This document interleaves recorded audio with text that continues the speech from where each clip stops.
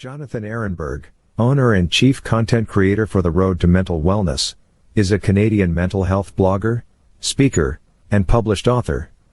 Having retired from the fire service and the long-term care fields, he penned and self-published an autobiographical account of his lifelong battle with anxiety, depression, and more recently, post-traumatic stress disorder, or PTSD. Growing up in the 80s, feelings weren't exactly at the forefront. They ranked alongside concerns like the color pink or journaling. And while today we recognize that a colored shirt is just that, a shirt, and journaling can be therapeutic, back then, emotions were somewhat sidelined, especially in my community. Phrases like, "crying is for sissies," or "stop that bawling," were common. Such remarks taught me that sadness was a sign of weakness.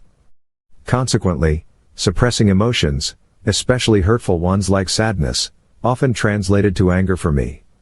While anger isn't inherently bad, it becomes an issue when it's the primary response to every emotional trigger. There were times when tears of pain would have been appropriate, but I responded with tears of anger. From a young age, crying was stigmatized, and kids, with their developing neurology, can often default to anger when overwhelmed. For me, this made childhood, adolescence, and even adulthood quite tumultuous. Although, there were brief moments of relief. Children's brains are still developing, so overwhelming situations can lead to crying or aggressive behavior.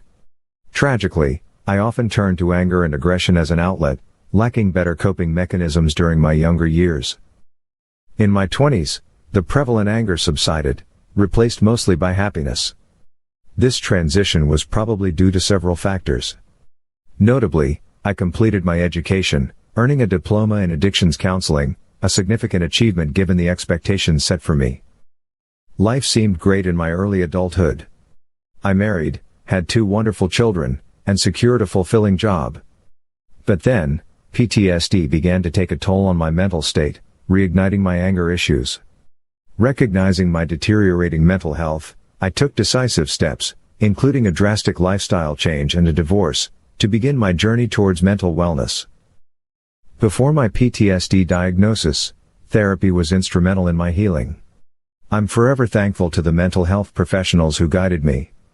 If asked about the most impactful lesson from therapy, it would be the importance of recognizing and naming emotions.